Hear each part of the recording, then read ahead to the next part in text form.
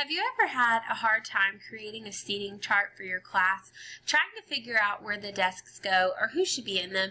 Perhaps you've spent all afternoon rearranging the desks or writing down on a pen and paper just to cross out names and start over again. It's really frustrating, but now there's a really great website that helps you out virtually with this, and it's called Seating Chart Maker. So if you come up here, you'll type in on your search bar seatingchartmaker.app, and that's Seating Chart Maker, all one word, .app, and it will bring you to the Seating Chart Maker, which is a super great way to play around with the desks in your class and the students that sit in them without actually physically committing to move them first.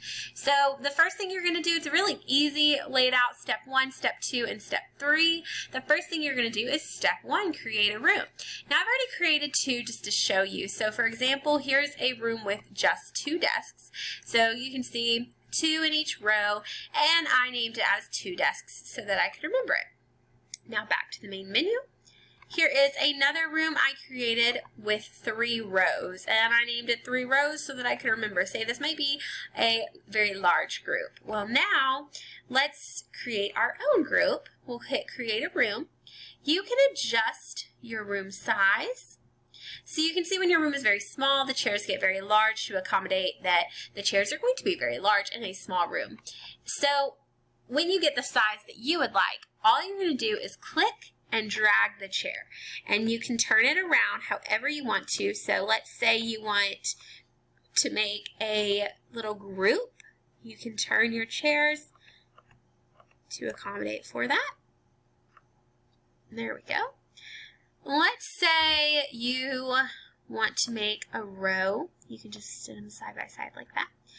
And then another great idea is to hit up here at Quick Generate, and you can adjust your room size to whatever fits you and your classroom. Let's say you have a very small room size, and let's just say you only have 8 students and you want to make 2 groups of 4. So you can come over here and just press what square you would like to start with, press down, hold it, and then move your cursor accordingly up.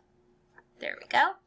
So now I have 2 groups of 4. Let's say I don't really like that, so I want to clear it and maybe something like this.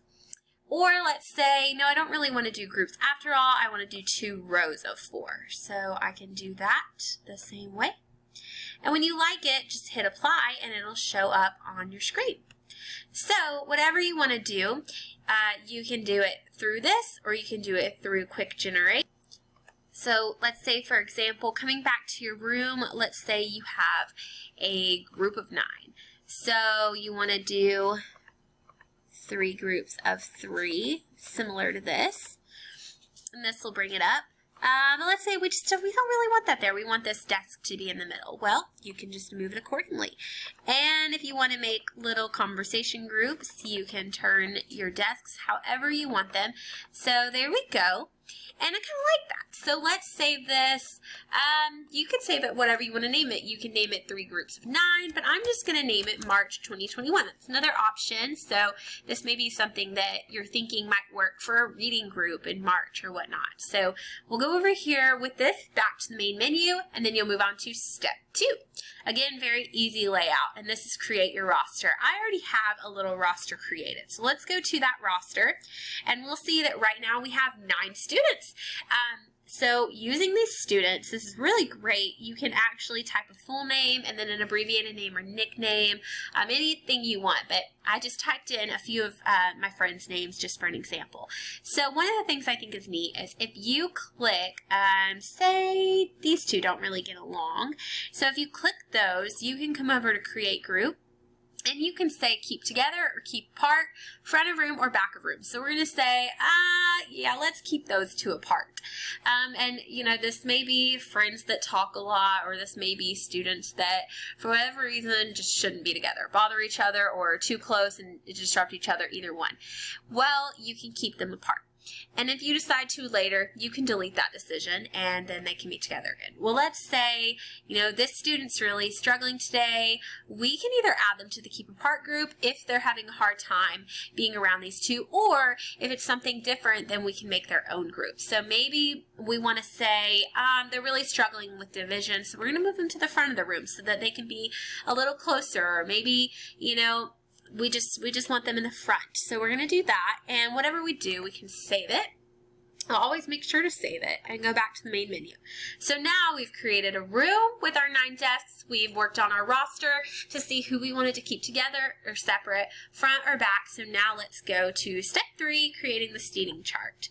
So here are our little 9 desks, and we can do random seating, alphabetical seating, any way we want to do it. I'm just going to hit random seating, and you'll see that just like my seating chart, this student is in the front. And you'll see that just in the seating chart, these 2 students, Kimmy and Chris, are separate from each other. So it follows seating chart, it follows the roster, what we made with the groups. But let's say, you know, I really don't want Alec back here. I don't think that that's a great idea. This is a group of all girls. This might get kind of chatty, so we're going to move Maggie over here and move Alec this way. So similar to the chairs, all you do is hold, drag, and drop. And if you like that, then you can come down here and print it so that you could use it. Maybe you need to see a hard copy, or maybe someone's helping you move desks at your school, or you can do it virtually, but just make sure that you save it. And then you'll always have that. If you go back to the main menu, you'll have your seating chart. There you go. So you can use that. You can even create seating charts for the future. Let's say that you have a new student. Come over here to edit.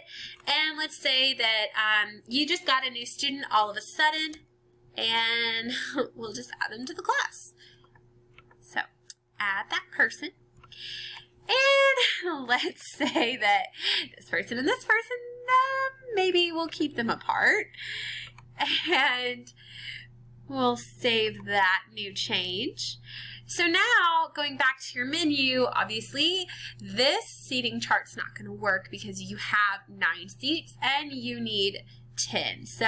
But the good news is we can just come back to the seating chart we made and add another. So maybe here you want to do a group of 4. Or if you want to completely change it, you can completely change everything. So whatever works for you, just save it. But for now, for time and simplicity's sake, we will do this. And then we'll come back here and we will create a new seating chart with our 4. And we'll just do random seating again. And you can see that again, she's still at the front. They are separated, and so are these 2. So that worked out really nicely. And again, same thing, drag and drop, change what you need to change. And when you like it, save it. And there you go.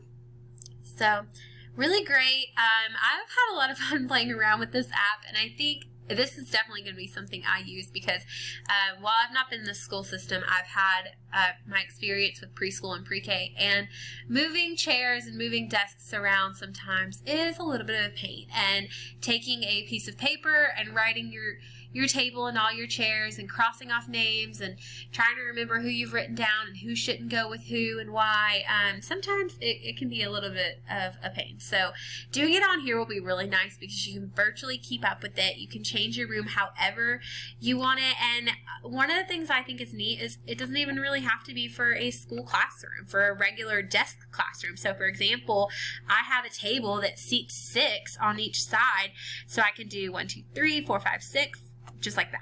And yes, it's a desk, but in my mind, I know that I could use this as a table, and the same concept applies. So honestly, I think that this is really helpful for teachers because it saves the trouble of them having to go and get out a piece of paper and write down all the names and cross them out, and also physically move the desks and see what looks right or what doesn't. And I think that this takes a lot of time and a lot of frustration out of it. So I definitely think that this would be useful for teachers in that aspect. I think it would be very helpful in the classroom, not necessarily in an instructional way for the students, but in a great organizational and classroom management way. I think that it could be really beneficial in that aspect.